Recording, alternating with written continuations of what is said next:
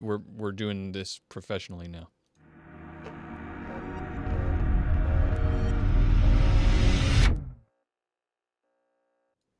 All right, and here we go. We will start recording officially in 3, 2, 1. Feel the performance of the world's first computer-activated manual transmission. An available Delco Bose stereo with 4 never-before speakers, separately engineered for sound that's out of this world. Never before you ever heard anything like this before. Oh, that didn't work the way I wanted it to. What the frag was that? Is that super? Hold on, we're gonna for the purposes of the podcast, we're gonna do that again. I don't want to do it again. Is it super loud for you? Yeah. Whatever. You do what you want. This is your show. Hey, I can turn you down. I'm only slumming here. Yeah. All right, we're gonna try that again. In 3, 2, 1. Feel the performance of the world's first computer-activated manual transmission. An available Delco Bose stereo with 4 never-before speakers, separately engineered for sound that's out of this world. Liquid crystal displays. 14 separate instrument readouts, English or metric, all updated 16 times every operating second.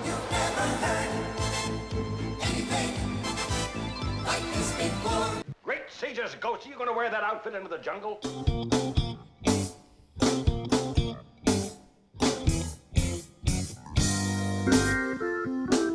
Hey everyone, it's Thursday, January 25th, January 25th. Turns out it's not just Cassie that makes me do that. January 25th, my name's Bobby Frankenberger, and you're listening to episode 35 of the Sixth World Podcast. The executive producer for today's episode is James O'Neill. James, you cannot stop me from saying that from here until the end. You'll know what I'm talking about in a second. Thank you for supporting the show, James. As always, well, not today. I'm not joined by my co-host, Cassie. She's sick, but we will soldier on anyway, and I'll jump right into introducing our guest for the episode. He is the host and creator of the Violent Life podcast and all of the audio dramas that they do therein. He is Damian Szydlo. Welcome to the show, Damian.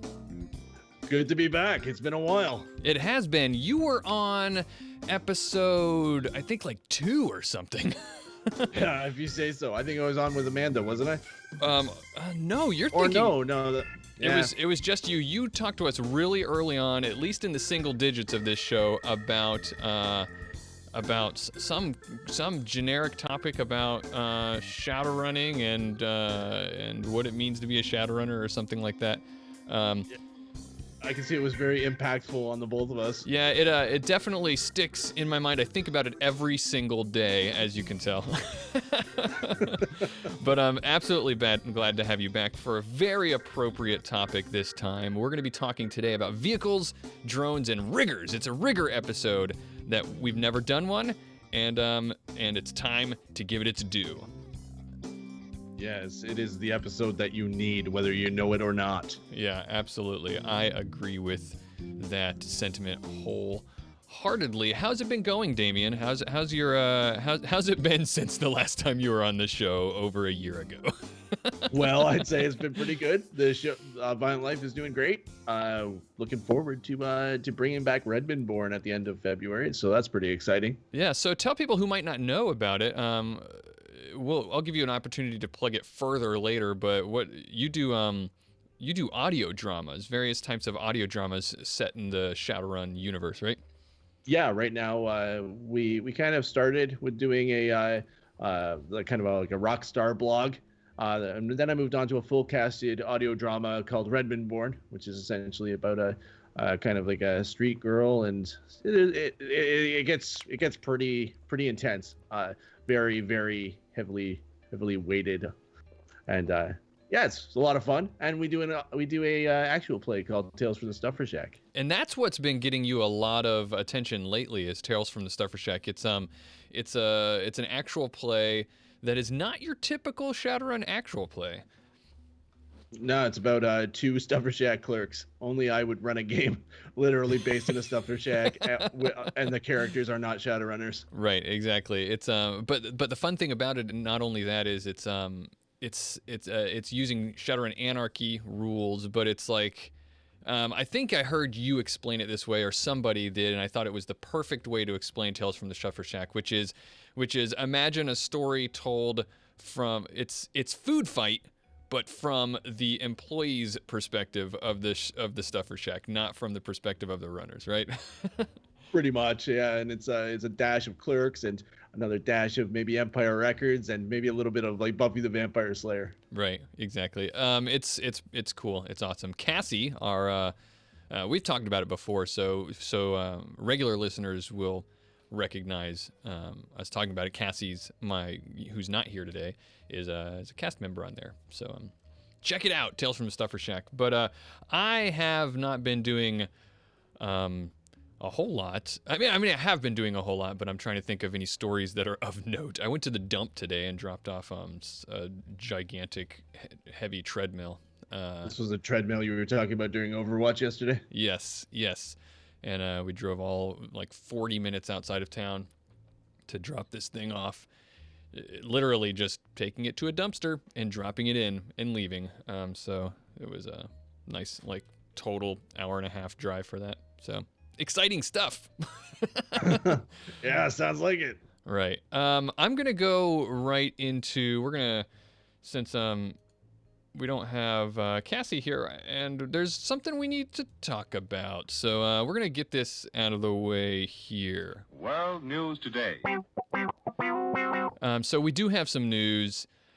That stinger there kind of puts you in the wrong mood and tone for what I'm about to say. And I've thought a lot about how I'm supposed to say it. And I think I'm just going to rip off the Band-Aid because I can't think of an appropriate way to just lead into it. Guys, the Six World podcast is going to be ending. There you have it.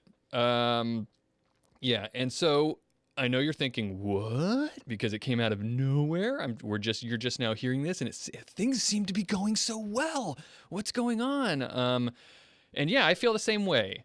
Let me explain a little bit. I don't want to dwell too much on it. I don't want this to, we do have a fun episode that we're going to be doing, and we have a couple more coming after this one. It's not like this is the last episode. Let me start by saying the reasons that are not reasons why we're ending, because there's going to be speculation, right? What are the things? And I want people to know that it is not because of like low listenership or low downloads. It's not because of like poor Patreon response or something like that. In fact, both of those things are great. We've had people coming on the Patreon. We've had plenty of good listenership. In fact, that's has slowly increased. But it's not for those reasons. It's not because of any kind of like personal tragedy or anything, that like family tragedy or something that's causing us to stop. So I don't want anybody to worry about something like that. Me and Cassie aren't having a falling out, as far as I know, at least speaking from my perspective. Me and Cassie are great friends. So what is the reason that we're ending? Well, it's bittersweet, and if I had to put my finger on the biggest reason, it's time. I know it probably feels a little bit like this is coming out of nowhere for especially people who really like the show and whatnot. But me and Cassie have been talking about this for a little while and trying to figure out ways to make it work. But her and I are just incredibly busy. I can't speak a lot for her, and it's unfortunate that she isn't able to be here so that she could speak for herself. But I'm not going to speak for her. I can only speak for myself. I'm a stay-at-home dad. I've got a 4, almost 5-year-old and a 2-year-old, and the more autonomous they get, the easier it's going to get. But that's not true. Life is really, really busy right now, and this show takes a lot of time and preparation to do. A lot of time during the day, because I do a lot of research to, so that we can bring these topics to you and everything. And I, am booking guests and making sure, organizing all of that and everything. And yeah, it just takes a lot of time, and I don't have the time anymore. And that really, like I said, it really sucks. So lately, I've been taking a lot of stock of what kind of time I have, the way it's affecting me outside of the show, and potentially my family and everything. And it was a decision that I don't like that I had to make, but I had to make it. And like I said, it's bittersweet. I think I was talking to Damian last night after we got done streaming, and I was telling him that one of the biggest reasons it's bittersweet is I love podcasting, and I love this podcast. This is a show in exactly the tone and format that I always want to do in a podcast, and after this, I won't have a podcast. I won't be doing any podcasting. So that sucks. Still doing GM stream though. Yes, absolutely. So let's talk about some more positive stuff instead of dwelling on why it sucks so bad. I'm not leaving the community. It's just podcasting is really hard for me to do right now because of all the prep work. There's plenty of stuff that I do that doesn't require as much prep work. So streaming, like a lot of the streaming stuff we do, I'm still going to be around. Damian will be around. Cassie will be around doing all the other stuff. I don't know why I said Damian, like this is affecting you somehow.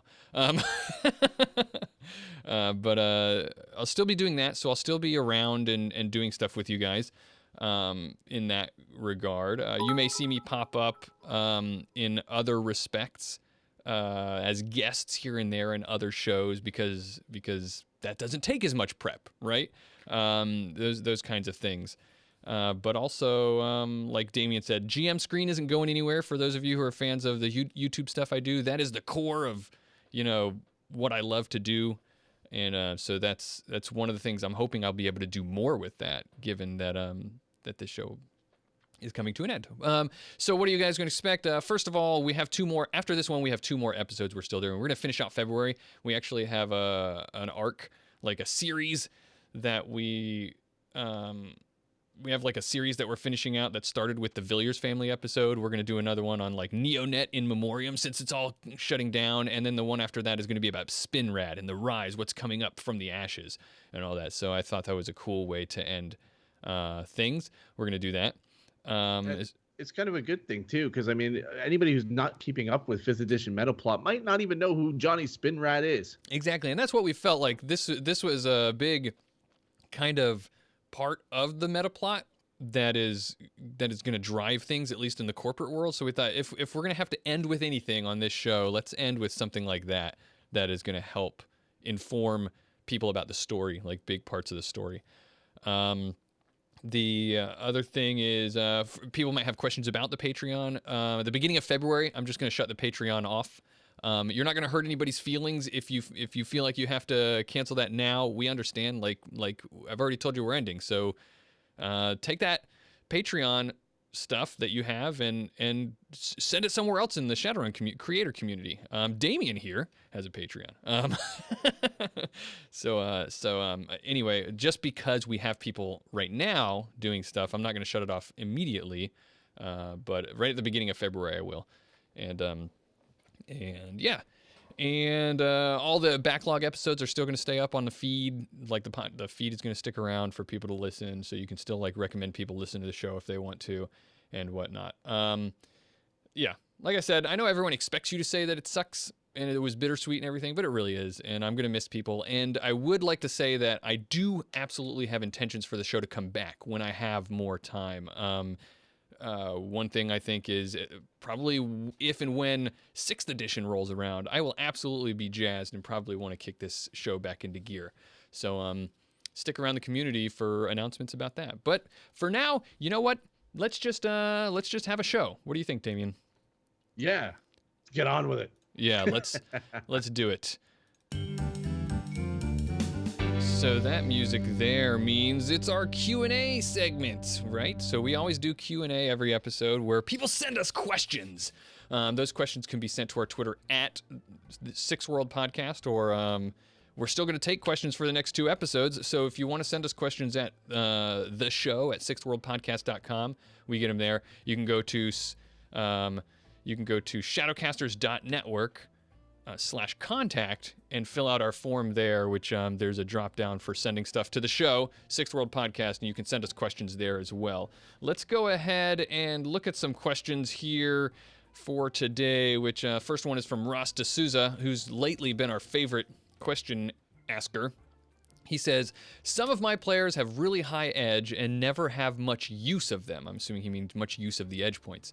I'm wondering about introducing other uses of edge to give them more options. Do you have any ideas? An idea I thought about was a minor, quote, plot point, like similar to Anarchy or Fate's fate points. So yeah, it looks like Ross D'Souza has got players who don't feel like they have much use for edge, and they have a lot of edge. And so he's looking for suggestions of ways to use it. I guess Cassie actually did chime in with an answer on this, and her answer is very similar to what mine is going to be, which is that I don't know why you can't think of ways to use edge. Like when I'm playing, because I've played high edge characters before, I just am using edge all the time. Like, use it. I think that might be the problem there, is not that there's a lack of creative uses for edge, but perhaps your players are being too conservative with edge. Maybe one of the things that you could try to do is when they encourage them to use edge on things, and also remember to reward edge points back during the session if you can. Like, that's sometimes tough to think about when you're running the game, but doing that might encourage them to realize that it's not like that they can get it back and they don't have to conserve it, Right. I use, so if you're looking for ways to use edge that are already in the game, I always suggest that everybody has like a role, right? So Shadowrun's set up so there's archetypes, and those archetypes perform certain roles for different parts of the arc of a run. And whatever your role is, use your edge a lot during that part. So if you're the face, start using a bunch of edge right away to negotiate with the Johnson, and then to infiltrate if you have to infiltrate or do legwork and stuff like that. You should be using lots of edge. Don't fall into that trap of wanting to save the edge to get yourself out of trouble. I always say, especially if you've got a lot of edge, use that edge to give yourself the upper hand so you're less likely to be in trouble, right?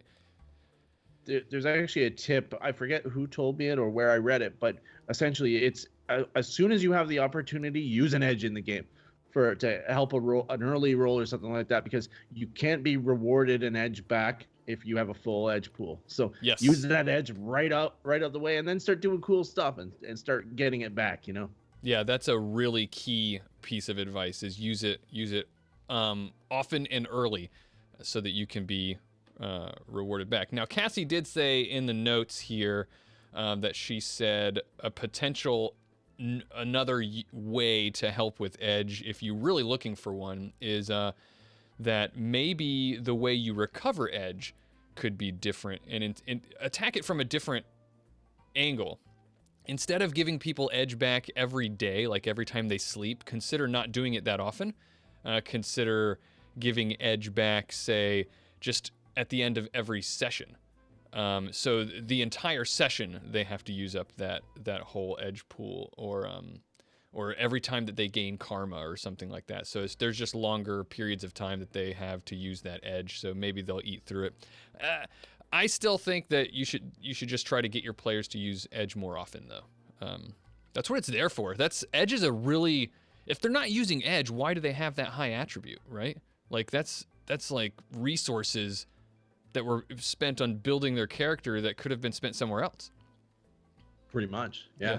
I think that's about it. But the plot point thing, that is not a bad idea. The minor plot point thing, if you want to make edge so that it can make some other things happen, inspire them to be kind of creative that way. I don't see anything wrong with that. I put plot points into D&D, so. Yeah, exactly. I'm glad you said that, Damian, because I almost glossed over that point, which is, that actually is a really cool house rule, Ross, because one of the greatest things about Anarchy, I think, is the plot points. And so finding ways to use edge to inject that into Shadowrun proper, Shadowrun core, is really cool. So I hope we helped Ross. The next question is from alightgrift on Discord. He says, as life continues to imitate art, in the case of the Shadowrun setting and our own, has it changed the way you think about or interact with the game? I want to hear what you have to say first, Damian. Actually, it doesn't really.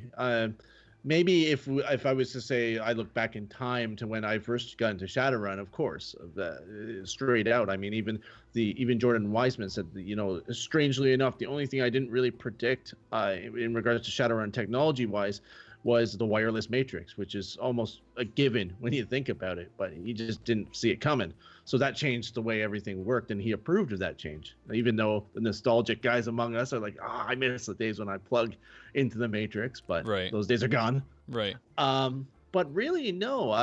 If anything, I try to push my mind to thinking about how prevalent the technology is, in just how everywhere it is. I think of the fact that like menus would be gone by the wayside, replaced by AR menus. You know, right. You just think of every point in your life where technology could influence you, like glowing control panels just floating there that you can see to turn on your lights and stuff like that. And I try to put myself in that place. And then I try to the worst parts in Shadowrun I get, like say to Redmond, I start to strip that away, and that's where you get cool, like things that are cool. In stripping it away, it pulls out more of the contrast and almost making it more like today rather than Shadowrun. Right. So I agree with you. I think I hear a lot of people say that. Well, I think I've seen a trend of a lot of people as our current day, like technology, for example, starts to feel a lot more Shadowrun-y, you know, like wireless everything, and Shadowrun tries to keep up with that and everything. You have a lot more people trying to, well, let me say it a different way. It was a lot easier back in the 90s when I was in middle school to say, oh, that's the coolest thing, and just like suspend disbelief because it did not match our current technology anywhere near as much. But you find yourself thinking like all the time, like, oh, this is, you're equating it a lot more to real life. And I think that people fall into that, like that does affect the way some people think about it. I don't have that problem because it's a lot easier for me to, like, I don't have a problem with saying this is a different world and then just playing by the rules of that world, not trying to fit this world into the rules of our world. But in the off chance that what you're talking about, the questioner is asking is more about theme and setting and tone, you know, like the world has, a lot of people talk about, feels a lot more dystopic, or like a dystopia in the world today. And has that affected the way that I feel about Shadowrun? And I think I've said before on something for the complex action actual play that I did actually get affected by that. Not to get too political or anything like that, but the current like social political climate in the world today started to hit really close to home with a lot of the stories I was trying to tell about racism in complex action, the actual play. Mm-hmm. And for good or bad, you could make the argument that that was more of a reason that I should have hit those story points a lot harder in the actual play. But for whatever reason, it just, I started to get so tired thinking about those things. And I just, you know, I was making this show and playing Shadowrun, and I just wanted to escape more. So I did direct the story arc of the show away from that a little bit. Veered away from that a little bit because it was just feeling so exhausting to me thinking about that, even in my recreational, you know, Shadowrun time. So in that way, it did affect me. See, that would get me too. So like, it wouldn't be the technology as much as some of that, but in a way, Shadowrun, in it being the dystopia that it is, if you really think about it, and this is not going to be a popular sentiment at all, because I don't truly endorse it, but in a way, it's almost comforting. You see all these terrible things going on right now, politically, economically, and stuff like that, and all these big greedy ass corporations doing the things that they do, but the world continues to tick on, and the little people like us continue to be forgotten, and it doesn't change. Yeah, true that. So it's comforting in its continued dystopia. Yeah, it's a really dark and and nihilistic or at least existential kind of comfort, isn't it? Yes, it is.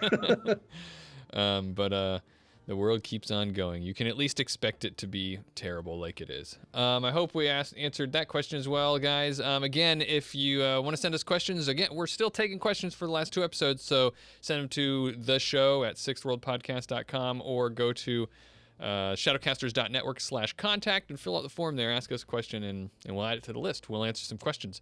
And yes, for anybody, I didn't mention this before. This is kind of an aside. For those who do have questions about the show ending, we have an after party. Feel free to ask tons of questions during the after party. I feel very strongly about everything that I do in being transparent and open. So if you've got questions, I'll tell you what I can. Let's move on to this. Yeah. That sound means that it's time to for the main topic portion of the show. We're going to be talking about riggers and vehicles and drones. But riggers and rigging. Favorite. Yeah. I truly think that not just from the publishers, but in like creator, like in the content creators kind of world like we exist in and everything, the riggers don't get a lot of love. Like, we don't pay attention to very much to them. You don't see a lot of podcast episodes dedicated to riggers and rigging. And they're but a few pages. I think actually we got more pages than usual in the core book. It's like 10 pages maybe or less. I don't recall off the top of my head, but and it doesn't help that those pages kind of contradict other things and don't mesh well. So it's like, well, I said it before. It's kind of like one of those things where a new player kind of goes, "Oh wow, that looks really cool," right? And then they get into it and they're like, "Oh, I guess I'll just be a street samurai." Right, because and the elephant in the room that we'll start with, I guess, is that being a rigger is hard in Shadowrun. Yeah, it is. It's one of those things where your entire progress rests on getting more cred. And every bullet that hits your drones is a setback to that progress, like straight out a bottom line setback that other archetypes don't need to face, at least not to that extent. Yeah, it's interesting the way that that your Nuyen kind of gets to act as proxy to your like health bar, so to speak, you know. And I mean street samurai get that kind of thing, but when they buy new cyberware, they incorporate the cyberware, and that's just an upgrade. That doesn't go away unless you get your arm cut off. Like, I don't Yeah, I guess before we continue too much further, just in case nobody knows what we're talking about, riggers. Riggers are those that archetype in Shadowrun that they're able to control vehicles and drones and other machinery by being connected to it through the Matrix, and that's what they specialize in is controlling drones and vehicles. And the big difference between a guy that controls drones and vehicles and a rigger is that a rigger can literally become the machine that he is. That's a really important point. Yeah, like he has cyberware specifically to become the drones or become the car. So he's not just remote controlling the thing. He is the thing. Exactly, because technically a decker can control all of the same machinery that a rigger can, but like you just explained, not to the extent that a rigger can. Not actually becoming it, and literally, like you said, you become the thing. It becomes your body. You feel the wheels. You feel the chassis as your body, and you are that thing. Yep. But like we were saying, the elephant in the room is the toughest hurdle. Riggers in 5th edition are just plagued by inconsistencies in core that and again, I hate bagging on Catalyst. I'm not a bag on Catalyst kind of guy, but the guy who wrote the section for riggers, kind of like, and it's known within the community widely, wrote the stuff. Did completely think it through, copied and pasted some stuff from 4th edition, left some other stuff out, and then he left working for Catalyst. So nobody actually knew the truth. I went on like this crusade to find the answers and get them to weigh in like for a definitive, this is what it is, you are right or you are wrong. And nobody could really answer. And we dug up a post from the guy who wrote the section pretty much saying what he intended. So that's how screwed up this is, you know? Yeah, and even the convoluted nature of it is not the end of it. Riggers, historically, it's become a joke if you follow the Shadowrun community. Historically, riggers don't get very many rules in the core book, and then they don't get their... This did change in 5th edition, but historically they don't get like the expanded rules for rigging until like the very end of the edition. But we did get quote-unquote expanded rules, and we can talk about why I'm air quoting that in a minute. But I just want to... So we're not going to talk a lot about like how to play a rigger per se. Like we're not going to talk about the rules. You can dig into the rules yourself. There aren't very many. Go ahead, Damian. I really do want to bring up the reason some of that happens, though, and it is to a rule. It's the fact that they've tied in rigging, at least not rigging, but remote control, with the control device action, which is a matrix action. But one of the problems, as we will get into, is that that action is a really weird one in the book, including using agility for certain tests, which matrix is explicitly said otherwise in the book, that it is it's all mental attributes. Well, not so in the case of riggers all the time. So yeah, that's I've heard people talk about it in the community before. I personally, caveat emptor, I have not ever played a rigger in my life. So I don't have direct experience as a rigger. But yeah, that does seem weird. I swear I heard one time that the agility being a thing that you needed was not like... So that's not some sort of an error that was errated?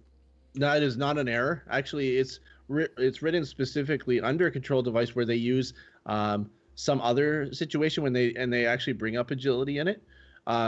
It's essentially they've explained it as at least in game as the fact that you use the motor part of your brain when you're controlling devices and stuff like that. Okay. So which is kind of weak.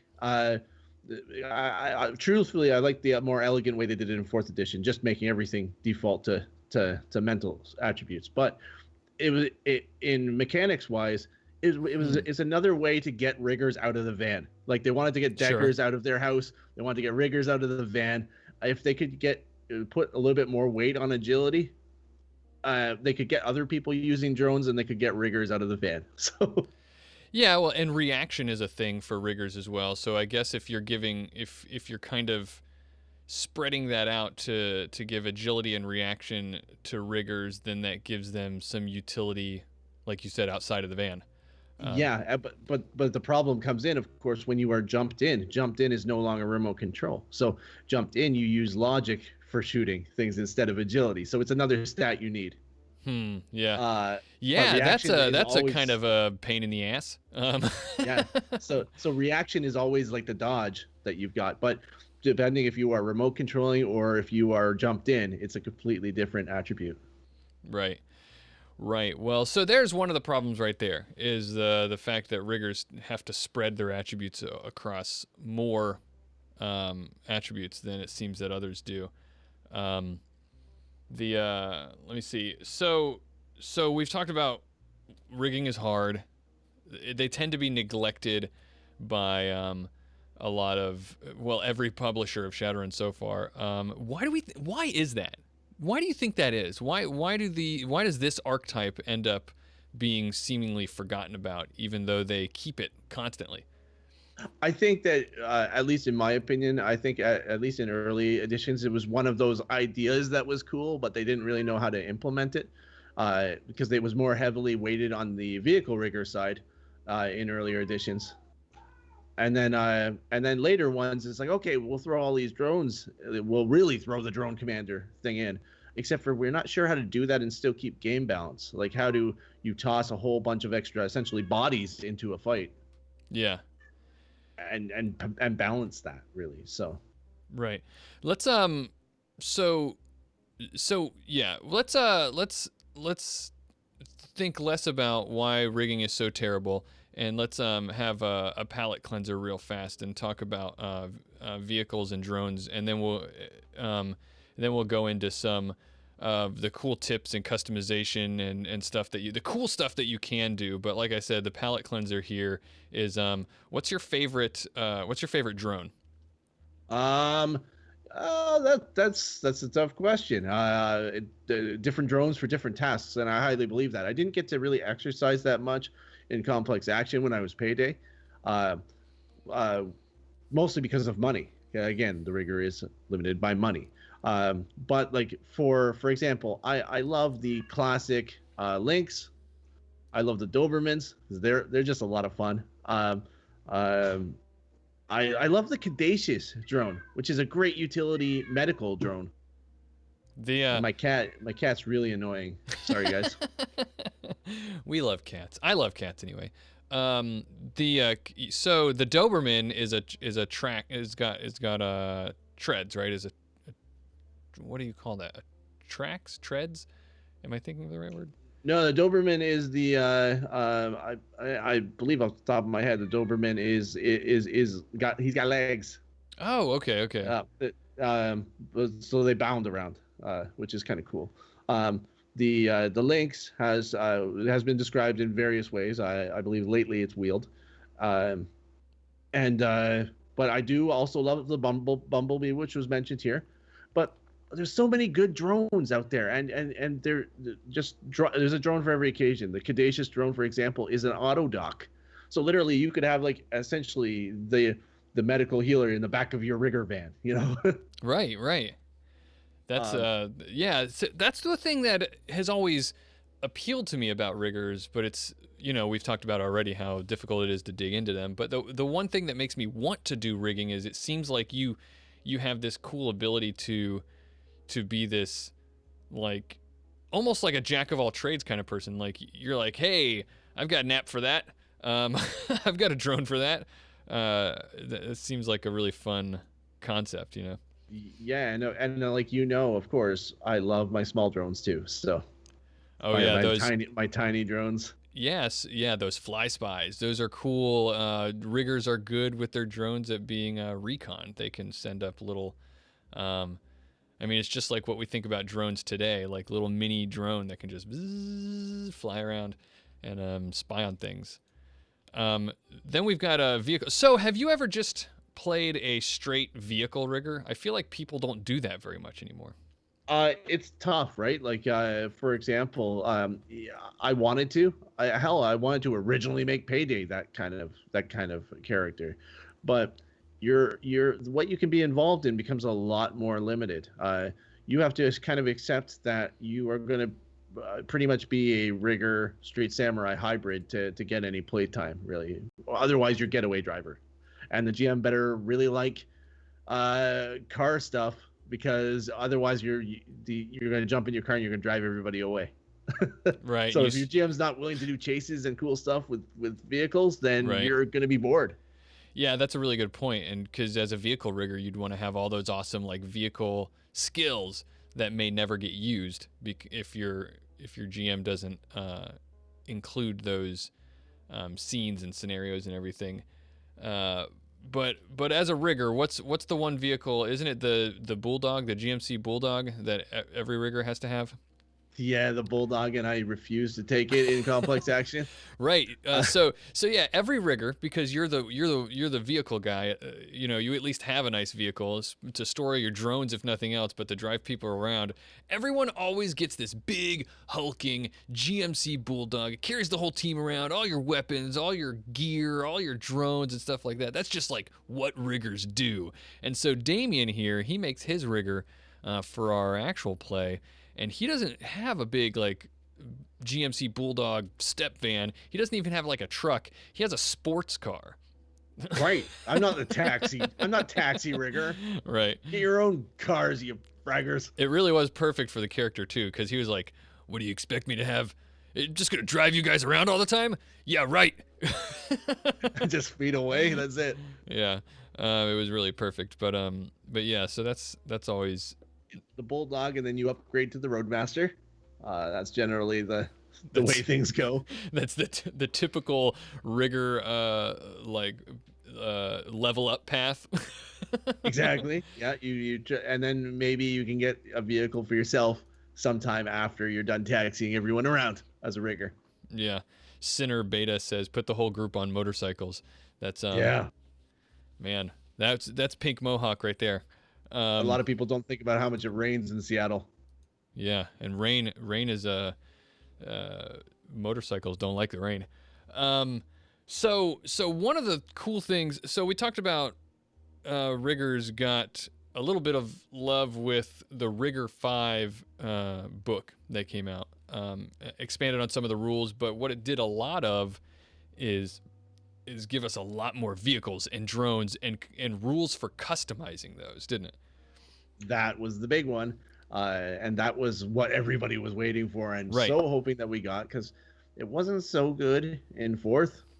And third was great. So, but unfortunately, this again, we're going back to the system. It was a little bit weird. Not completely unworkable. It's just that they kind of expected you to do almost like a thing, like almost like cyberware or taking up capacity, but multiple different categories that things fell in, and sometimes they weren't completely clear all the time with what category what was supposed to go into. So Hero Labs helps a lot in making these vehicles quickly anyway. Oh yeah. Me and Mr. Johnson recently on one of our Game Masters Workshop streams that we did, we made a vehicle, and Hero Lab was invaluable for that. We did that on the stream. We made Santa's sleigh. That's awesome. But so that was fun. But yeah, people wanted customization really. I mean, if you're the rigger, if you're the vehicle and drone guy, like you want to dive right into that stuff, and not being able to customize your vehicles right out of the core book was people were crying. It was about game that. breaking. Yeah. It is the attraction to playing a rigger. So without that, you are a guy that buys some stock drones out of the book that get blown up. Yeah. You need this, and it really did come out. Like they did a good job on it. So what are your favorite customization ideas? Okay, so I got some, but I kind of like are my tips and tricks because they're not usual, I think. One that I take on almost every vehicle I always get is the winch. Okay, big deal, a winch. A winch could do a lot of things. A winch could be a trap that you spring on go gangers by literally putting a tripwire across a road. Right, and for those who don't know, a winch is one of those cords on the back of I mean, it's used to tow vehicles. Yeah. But it's got a lot of metal, a big long metal wire that coils up in the back. But like on a tow truck or something. Yep, guys barricade themselves in a building. You rip the doors right off that building. Oh yeah, It's got so many uses that are just it's pretty much one of the first things I take on any vehicle. Yeah, I would have never thought to do that, but you're right. That's got a lot of utility. More armor. That is a huge thing to whether it's concealed armor or standard just plates bolted on your vehicle. Get armor, because the vehicles and the drones are just too easy to wipe out. Yeah. The game makes the writing makes it sound like, oh yeah, you know it's so hard to take out these drones. It's not hard. Yeah, it really isn't if your GM knows what he's doing and thinks about it even just a little bit. There are definitely easy things to do to take out drones. And yes, armor, because if you're working with your GM and your GM's doing what he should be doing, the rigger's going to be their vehicle's going to get shot at a lot. Yeah, and of course, it being vehicle armor, if you've got enough that it's able to get over like where it essentially turns into stun. then it does no damage. It pings off the vehicle. And that's what you want, obviously. Yeah, no kidding. But other than that, I've saw rigger cocoons get mentioned multiple times, which they're fantastic things for keeping a rigger alive. But you know what? Like, if it's between a rigger cocoon and a lot of other things, there's also, usually anything that's going to blow your car up, the rigger cocoon's not really going to save your life. Sure. So you're going to be burning edge anyway. So, I mean, it's something that helps, but is not essential. It's not as essential as it seems. Right. It can, it can help if your vehicle's getting mowed down by a bunch of guards or gangers or something like that. It adds a little extra layer of armor. But I would agree. I think it's not at the top of the priority list for me. It used to be, but its main use is if somebody's trying to make a called shot at the rigger or something like that, right? But what about weapons? What are your? I like. Every time I get into customizing a vehicle as like a GM or something like that, and I start looking at the weapons, I always look at the interesting ones and not just a usual like gun. And I always go to net guns. I love putting net guns on my vehicles.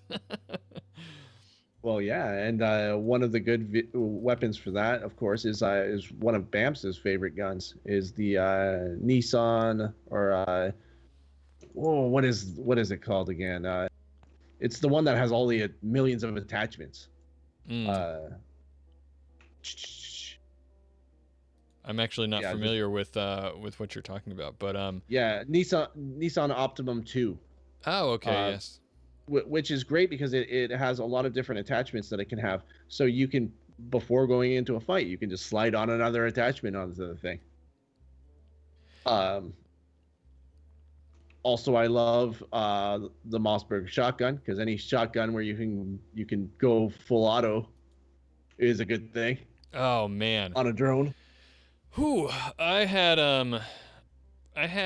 so back in my days of the very first actual play I ever did, which was only on YouTube, our constant executive producer, actually, James O'Neill, he played in that game, and his character carries I believe it was a Mossberg, and I was an inexperienced GM, and I got screwed over and over again by that Mossberg, because they'd be going into buildings and I'd be like, yeah, I'm going to outfit this thing with tons of guards and they're going to have tons of problems. And he'd just like walk down the hallway and just like be close range, like burst firing shotgun shells into everyone. Look what I did in Chicago with Hellhound at the convention. Yeah, it's those bugs were just getting splattered left and right with that thing. Mossberg's just mowing people down with an endless stream of shotgun shells is pretty amazing. Yeah, Party Girl had one of those on her. She didn't use it very much though, but she certainly did. But other than that, I think you know the real answer to this, which is any kind of long-range rifle. Oh yeah. Yeah, put a sniper rifle on a roto drone, one that can fly around, and you are going to make your GM the most frustrated GM that he's ever been. Yep. Take it from me, the frustrated GM. Was that your big bad guy that doesn't know that any of us are around yet? No problem. Yeah, exactly. Exactly. This guy's supposed to be intimidating and have like an epic a speech right at the end, right before he screws over the runners. No problem. The roto drone with a sniper rifle will take this sucker out. See, Plateau, that's a big waste. A sniper on a Bumblebee, because a Bumblebee you want to get, like, of all of the drones, the Bumblebee is probably the best equipped to get into a firefight. So having that much armor on a long-range drone, you're hoping that long-range drone avoids all gunfire altogether. So get something really good on that Bumblebee. Yeah. So describe to me what a Bumblebee is. It's been mentioned more than once, and I've heard of it, but I've never dug in. Imagine putting Silverback my links in the sky, except for making it better. So it can fly and it has It's legs. And no, it can fly. It's got heavy armor. Oh, geez. More armor than a lynx does. And yeah, it's just a flying beast. Very, very scary things to be flying around. That's for sure. So Yeah, well, no, thank you. That's the GM in me saying no, thank you. What do we got? So I know you had tips and tricks that you wanted to, and then after that we can talk about just shoot the dreck about riggers in general. But what about just general advice, survival advice about riggers and how to play as a player and how to build your character? Just throw it at me. People want to know how to play these guys effectively, and you've got a lot of experience with that. yeah, this is probably the biggest thing about playing a rigger, in the fact that you have to understand that when you choose to be a rigger, you are coming in to play a class that is not clearly defined in the rules. So every GM has their own idea on how they think the rules work, and they're less clear on how the rules work than they are with the Matrix or Magic. Yeah. And some GMs just really hate that stuff too, so they are going to extra hate you coming into the game. You are the scum at the bottom of the barrel.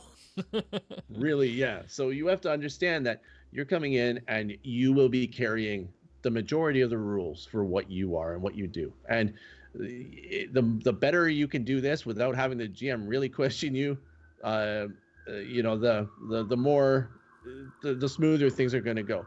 So my advice, at least, to being a rigger before you sit down on any table, whether it's a convention table, whether it's a home game, talk to your GM. Say, this is how I've built, like this is the rigger rules as I understand them, and this is how I've built my character. So that the GM knows that you're just not gonna make it up on the fly, right?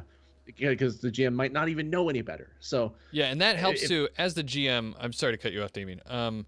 As the GM, I can speak to that really helping build that level of trust between the rigger player and the GM, because I can speak as that GM who knows nothing about rigging rules. And Damian said he wanted to be a rigger in my game and in the actual play, and I said, okay, great, but I need you to know that I don't know anything, so you have to tell me what's going, like exactly what he's saying right now. I was like, I need to know that you know the rules. That's really was my stipulation. You need to know the rules. And Damian was fine with that, but he went that extra mile, and he would always tell me, this is what I've done, this is what I'm doing, and that really made me trust Damian that he was going to be able to, that he was doing it properly, and I didn't have to worry about it. So from the GM's perspective, I can say that goes a long way. Because that brings us into the next part of all of this, which is you have to understand economy of action when you're playing a rigger. So you've got all of this power. You've got this fleet of drones, and I'm not even going to get into swarm rules. You can read those yourself. They're not too hard to understand, but I don't really do much swarming as a rigger. But you have to understand that your actions are your most finite resources. You've got this fleet of things, but you've only got a certain amount of direction that you can give them in a round. So if you're doing the rigger jump in thing, if you haven't jumped in before, that's a complex action. So that's basically all you could do that round. You can't give your roto drone that you're not jumping into a new direction. So if it doesn't have any commands, it's sitting there. If it's been told to kill all your enemies, it will continue to do so, even if it's not advantageous to you for it to continue to do so. And you have to have this part on lockdown so as not to piss off your fellow players or your GM. If you sit there twiddling your thumbs, trying to figure out what you were doing with your actions, or trying to take advantage of all of that chaos, it's going to get ugly at the table. So you'd be like, this is what I'm doing with my free action. This is what I'm doing with my simple. This is also what I'm doing with my other simple, and just really lay it out.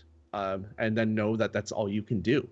And you're not going to have enough actions to do everything you want to do. Right. But that's the rigger's weakness. Yeah. So much to do, so little time. Yep. And then after that, honestly, after kind of mastering that, you gotta keep in mind, and this is another conversation that you really have to have with your GM, that the GM has to be hyper aware that your entire class is built around these essentially disposable drones, and it's not appropriate for a GM to just decide that they're going to give the player that all the PCs a warning shot by blowing your drone up. Right. As like attractive as that might initially seem to a GM, they're literally not only like taking your character advancement, it's like taking experience out of your pocket. But it's a massive setback all around. So yes, if you put your drone in a bad situation, yeah, it's going to get blown up. But a GM needs to treat it like another player character, really. Yeah. So, and that's a really strong point not to gloss over at all to GMs that are out there who might not have a lot of experience playing riggers, because again, speaking from experience, it's easy as a GM to feel like, oh, well, I'll just shoot at the drone, and like you said, I'll just blow up the drone, and it's just a drone. I'm not shooting one of the players, so it's a way for me to let them know that there's a lot of threat here, and it's not going to hurt them. But in a lot of ways, shooting the rigger himself is way easier for that rigger to deal with than the drone, because hey, once he's going to be using his drones throughout the whole thing anyway. It's okay if you shoot me. I'll just take cover and jump into something, and then I'll just heal up this damage over the next day or so. pretty much. So yeah, let your street samurai go in first. Right. But GMs, think about that. Like Damian said, that's a really good point. Think about those drones as another player character, because you're taking from their bottom line on the payment of the run every time you damage or destroy a drone. So, or at least when you destroy it, a lot of the damage can a lot of times be repaired cheaply. That's the cost of doing business. Yeah. I heard mention in the chat. Did I miss mention of ramming rules? And people were talking about ramming. So the ramming rules are one thing, but I think you're talking about crash. What people are criticizing, you're talking about crash rules. Crash rules we're not going to talk about because, guys, crash rules are crazy and dumb in this game. And there are complex action videos for all of that. If you'd like to go to GM Screen or Complex Action on YouTube, I've got videos on crashing, ramming, and all the rules in between those. So check it out. But what else? Do you have any more general tips? Keep them coming. I got so much more. Two, keeping organized. And this might sound very elementary, but it's very easy to kind of screw up too, especially when you've got a lot going on. Make sure that all of your drones and all your vehicles are plainly written out and in a way that you can understand on the fly, because a lot of them might be going on the same initiatives. If your GM wants to really save for time, any drones that are rolling the same dice, he can just make go on the same time if he wants. If he really wants to I've get done complex, that before. Yeah, exactly. If he really wants to like bleed everything out, you've got different drones going on different initiatives, which, whew. Right. But honestly, have them all written out, because you can be in a drone commander role, which kind of brings me into the other thing. Like, it's easy as a rigger to be like, well, I'm the cavalry guy. I've got all these drones. I've got the steel links. I've got all of these, machine guns and all this stuff. And what happens when everything fails? You're only scraping the top of what it is to be a rigger. Legwork, physical legwork is a rigger's specialty. Getting those small drones up in the air. You can do pre-legwork, anything. You can pretty much eliminate the stealth character's role really with a good fly spy. Well, when a battle's happening, you launch those fly spies up and feed their cameras to everybody in the group, so that everybody knows when Fragface is sneaking up behind the group. No, he's not surprising anybody. Yeah, and you become invaluable as you essentially make a cheap battleground display for everybody. Yeah, and that's no small thing, because that gives your team gets a huge tactical advantage that way, and that's a really creative use of drones. That is not just let me throw this drone with bullets in it at the enemies, which is fun too. But yeah. That's good. Have you ever used outside of the game you played with me, because you didn't? Have you ever used those medical drones before? No, I've always wanted to. I always thought they were incredibly cool. Yeah. There's other neat drones in there. Like there's a couple office cleaning drones. One of them kind of sweeps up, Nice. but it can be equipped with like a dart gun, and its arms can be reinforced, so it can shoot somebody for an extraction and drag the body. It damages its arms when it drags the body because it's not that strong, and it drags it to another janitor bot that has essentially a big cleaning bag, and you just put the body in the bag and drive those drones out of there. Yeah, nice. Tagashi Jack asks, should you basically have a character sheet for each of your drones? Is that what you're saying? Yeah, but only with the most important stats, I think. Like what your weapon's doing in your most common fire modes, your initiative, that kind of stuff. Hero Labs does a very good job of it itself. Not that I'm saying buy Hero Labs, but it is fantastic for that kind of thing. Yeah. It fails riggers in a lot of ways because it doesn't give you your proper dice for being jacked in or anything like that, because I don't think Hero Labs understands riggers. So they just don't do it. Yeah, yeah. Now I know there's a lot of ways you can equate riggers and deckers, and there's so many different things that a decker can do. I know I've played a decker, and a lot of times what I do is I think about cool combinations of actions that I can do, or different things I can do for different like scenarios, and I kind of like write them down and what actions they take and everything, and give it a nickname or something, you know, like this is my loadout for doing this. Do you do that with riggers? Do you have like sort of like written out like combos that you use? Yeah, I have a couple of them. And actually, it is definitely one of the other tricks I was going to say. And it's cool to write out as well as all on your stuff general actions, basically, because you can program general commands on your RCC. Like for example, there's a general thing of all drones attack, kind of thing like that. And I like to call that my party bus command. So Yeah. I write that one out, like it literally launches and deploys all drones, and then all drones are set to attack the target. And having all of these kinds of shortcut commands can also help the GM, because if you say, you know, GM, it's party bus command, the GM knows what the hell you're talking about without you having to say all of that crap. Yeah. Execute, you know, execute plan alpha. Pretty much. So as long as the GM knows what you're talking about, you kind of give them unique names. And to that effect, when you're doing all your drones on your character sheets, name your drones. Name your drones so that your GM can easily know what the hell drone you're referencing to, because they'll get used to it as the game goes along. Silverback, Bobby knew to clench his butt cheeks as soon as he heard that one.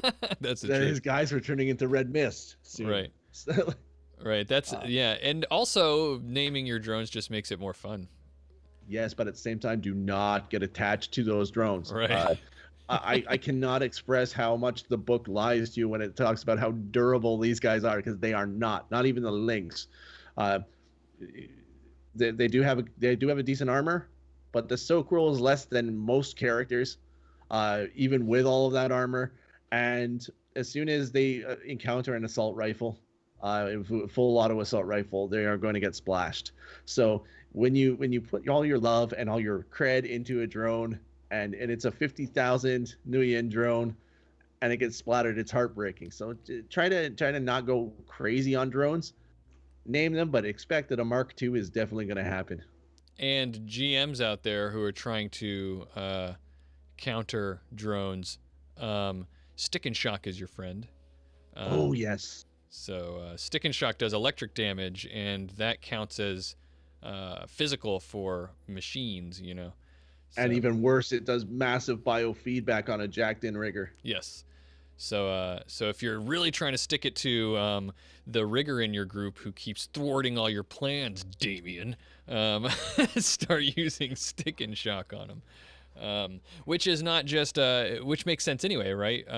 Probably a lot of the higher, or maybe not higher up, but just like mid-level even security firms are going to be used to. That's how you deal with, you know, combat drones. Yeah. So I'm going to bring up another in all of this tips and tricks. Another kind of elephant in the room, and this is one that I'm very sad to admit is really a thing, especially after playing Payday for as long as I did. A rigger is not necessary. Only because in a lot of ways, any guy can literally do most of what a rigger does as far as being a drone commander without being a rigger. Sure. Being able to remote control, a street samurai might even have the same amount of dice. The control rig gives other benefits which are amazing, but out of just raw dice dropping, a high agility is going to let you remote control a drone incredibly well, and then you just having a drone swarm. One of my favorite tactics these days as a street samurai, as a tip, is to have a sniper drone so that it's off in the distance, and if you get pinned down by some heavy fire and you take full cover, and you can suddenly start popping heads until you can stand up again. Yeah. And that's just something you can do, and you don't have to be a rigger to do that. Yeah. Yeah, no kidding. The utility of a rigger is, I think, it seems to me that it's always been, that's what feels good about a rigger, is that they have so many tricks up their sleeve. But it's not limited to being a rigger. Any guy with an RCC can do it. The appeal to a rigger is the jumping in. That's the whole thing. Yeah, that's a really good point that you make there too. Is that it's like, yeah, you can have all the tricks up your sleeve, but the only real benefit that you have, I guess, is that you can do it a little better. Yeah, and the only wall is money, and that your street samurai is probably more worried about his upgrades than he is buying new drones. But you can easily hybrid an AR or even a VR rigger, just as easily. Yeah.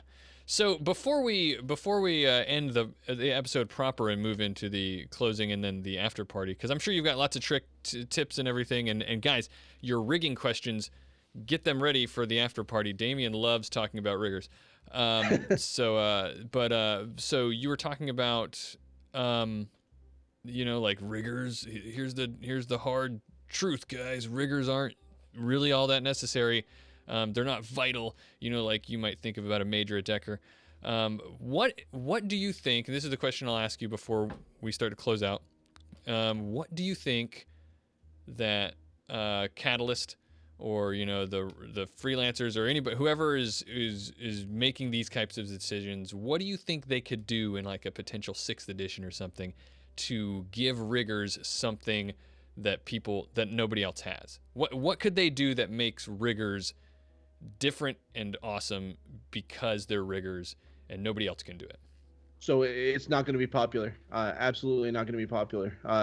But I truly feel, and this is just because I didn't expect this question. I should have. But I think that handling it in a way that, say, the old, like not the old, they're not old, like the Shadowrun Returns games handled, say, Raptor, for example, and the fact that he had a pet drone. He had like his silverback. So make your the riggers, instead of this like fleet of drones and all of this stuff, like they might have some other drones, utility drones, but make it like a pet class.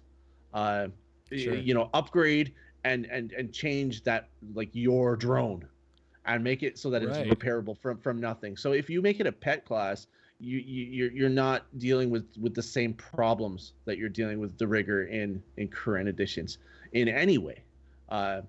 So yeah, you definitely, I think that's the way to do it. I think just making it a straight kind of a pet class, and people will love their drone more too. They'll put more effort and more love into that drone. Yeah. Make yourself your killing machine. Yeah, where you work in tandem with this thing. Like Deckers do a lot, care a lot about their decks. Make riggers really, love that one drone that they have. That thing. That makes me think a lot about the idea that Cassie had one time that I loved. I think we talked about it in an after party. A suggestion she had one time of she thought it would be cool to, in a future edition, to do skill trees, for characters instead of just having, you know, the way skills have always been done. She was shooting that idea around. What if we did character advancement as skill trees or something like that, where you have to unlock branches and stuff like that. That's what that makes me think of, what you just said. What if you had riggers trees that somehow you know, down the line they're making these advancements that really like buff You're up able that to put connection. another mod on there, or Yeah. what like you've managed to continue to toil and tinker away on your drone, and you've optimized it to the point where you've now freed up this much power. Yeah, or processing like, power in this oh, thing. you know, I've spent this much on my drone tree for my rigger class. I don't want to talk about classes per se, because that's kind of antithetical to what Shadowrun is. But for lack of a better word, right now, like, oh, I've advanced my rigging so much that now my drone we're so in tuned that certain actions now only take a simple action instead of complex, or maybe that's too much. Maybe certain simple actions are now free actions or something like that.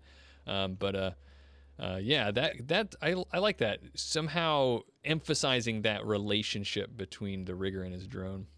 And I mean, and if not a drone, maybe a vehicle. Maybe that's how you make the vehicle rigger more relevant that way.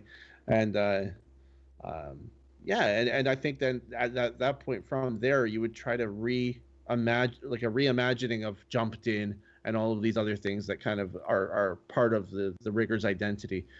Maybe in the fact that you, who knows, but make jumped in not as kind of shut the rigger off completely, you know, make it so that you can operate in tandem that way. Yeah, could be really cool. Yeah, that would be really cool. What? Let me do that again. Hold on, I've fudged the bucket on that one. Here we go. All right, guys, that music means we're come to the end of the show, and it's time to close on out and head on out of here and move to the after party. Hang out with our live listeners and answer some questions that they have and just chit-chat.